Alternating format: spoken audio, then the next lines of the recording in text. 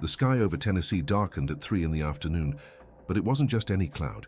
It was as if a black curtain had been drawn over the United States, tearing the daylight with an unnatural silence.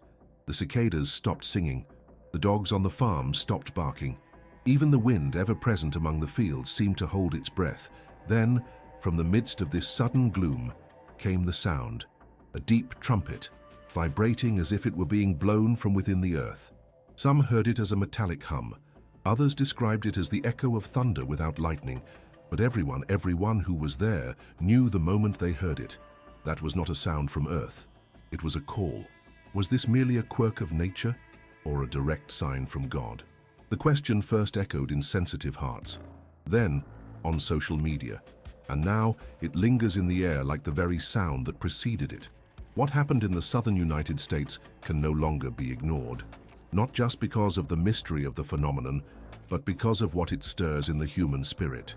For Jesus warned 2,000 years ago, "There shall be signs in the sun, and in the moon, and in the stars, and upon the earth distress of nations with perplexity, the sea and the waves roaring," when Luke 21:25. And now, as these things begin to manifest before our eyes, do we still dare to call them coincidence? The images are real, recorded by residents in at least 5 states: Tennessee, Kentucky, North Carolina, Mississippi, and even parts of Texas. Skies tinged with deep red at dusk, as if a blade of fire had sliced through the firmament. Strange sound waves, long, deep, pulsating, captured by amateur microphones and posted by dozens of local channels. A pastor from a small Baptist church described the experience with tears in his eyes. "I felt as if the sky was screaming. But it wasn't a scream of fear, it was a scream of urgency.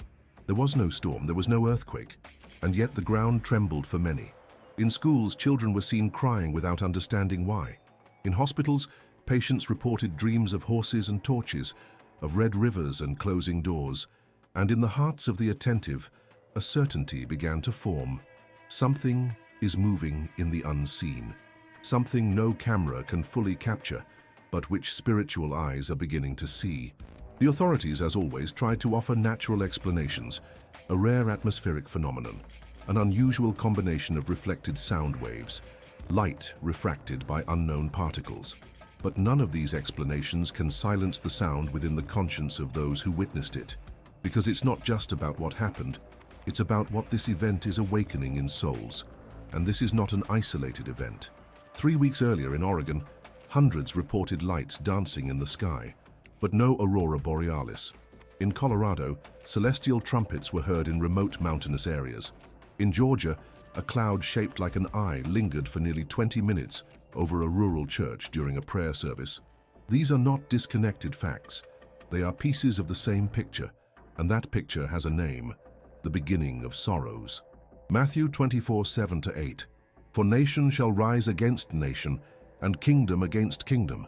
And there shall be famines and pestilences and earthquakes in divers places. All these are the beginning of sorrows." What we are witnessing in the heavens and on the earth is the initial cry of a world being shaken from within. Creation is groaning, the heavens are speaking, and the trumpet is no longer just a symbol. It is sounding, literally and spiritually. The apocalypse does not begin with explosions. It begins with seals being opened, and each seal reveals not only a judgment, but also a summons. When the first horseman rides, he carries a bow. When the second, a sword. When the third, scales. When the fourth, death. These are not merely symbolic figures. They are revelations of a time when the heavens cease to whisper and begin to shout. And perhaps this month, in the American lands, that shout has begun. Do you feel it? That restlessness that doesn't pass? That sense that something is wrong even when everything seems normal? Perhaps it's because, as Paul said in Romans 13:11, "It is high time to awake out of sleep, for now is our salvation nearer than when we believed." The sound that echoed in the fields is not just a sonic curiosity. It is an awakening. It is the Spirit blowing over dry bones. It is the final beat before the last march. And you? Can you still hear the voice of God amidst the noise of the world? Or have you been numbed by notifications, distracted by screens, lulled by routine? What if this is the final call? What if this trumpet is for you?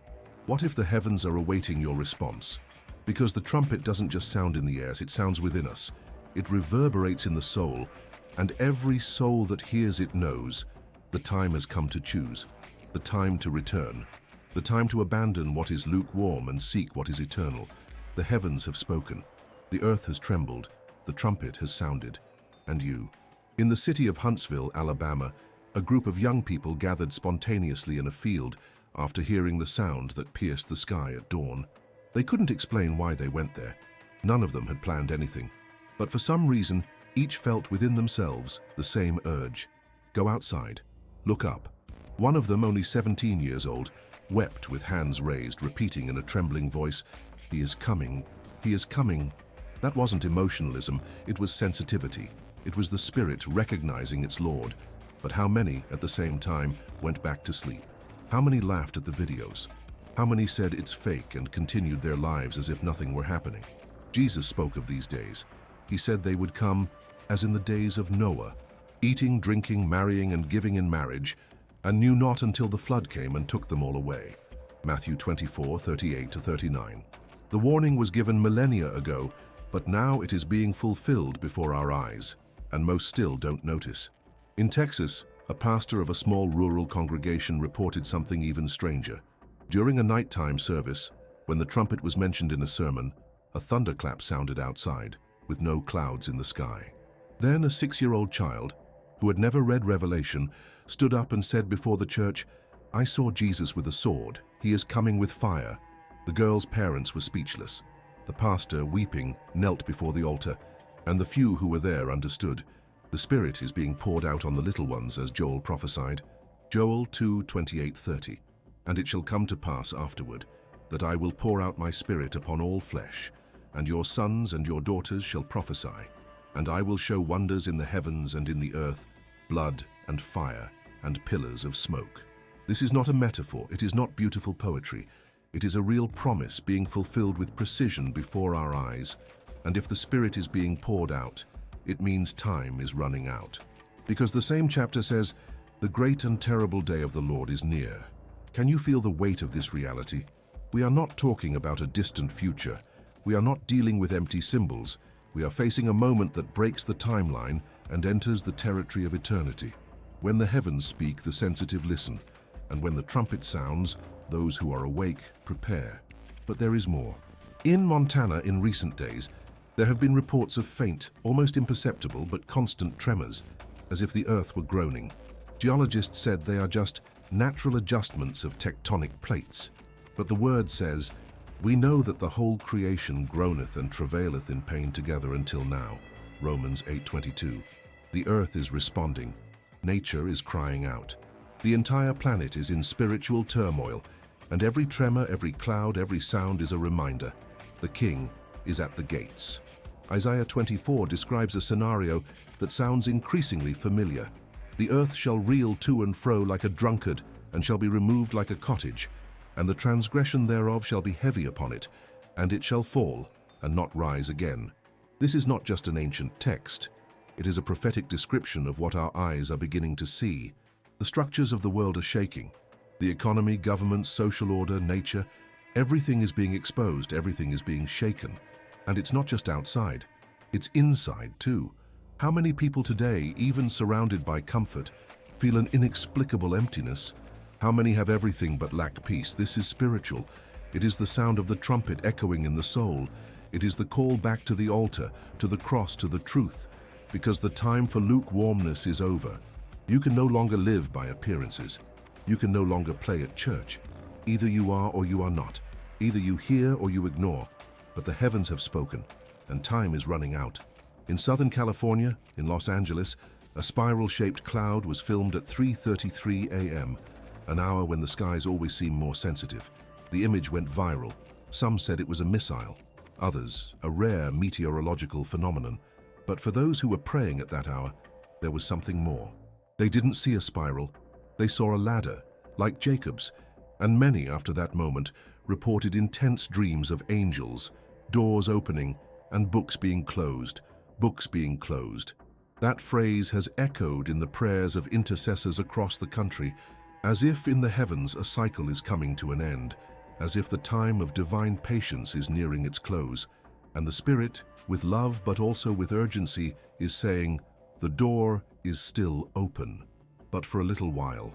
Zechariah 14 speaks of a day when the Mount of Olives will be split in two, a literal day but also symbolic, a day when the world will be torn between light and darkness, between truth and deception, between those who recognize the Lord and those who deny him. That day is approaching, and the signs, these strange, powerful, inexplicable manifestations, are the preludes to that division. So the question now is direct. Are you prepared? Not prepared with a stockpile of food, not prepared with theories, prepared in spirit, prepared to look to the heavens and recognize the King, prepared to let go of everything for love of him, prepared to abandon sin, vanity, pride, and run back to the Father's arms, because what is at stake is not an opinion. It is an eternity. What if today is the final warning? What if this is the last sound? What if this trumpet was blown by an angel appointed to awaken the last ones before the return of the Lamb? The heavens have spoken. The earth has trembled. The trumpet has sounded. And you? Are you watching? Or are you sleeping with your eyes open? Would you recognize Jesus if he appeared now among the clouds? Would you follow him or ignore him? The time for doubt is over. The time for waiting is done. Now is the time for decision. Now is the time to rise. Now is the time to be light. Pray, cry out, turn back, sanctify yourself. The Spirit is calling, the bridegroom is coming, and the trumpet has already sounded. This is the call, not from a video, not from a preacher, but from the heavens themselves. If you heard it, respond. Write in the comments, I am watching. Share with someone who needs to awaken. This isn't about going viral, it's about summoning. The Spirit is gathering the last sentinels, those who can still discern the times, those who do not bow, those who still weep, those who still believe. The door is still open, but for a little while. Jesus is returning. And when he comes, he will come like lightning, visible, definitive, undeniable. May he find us watching.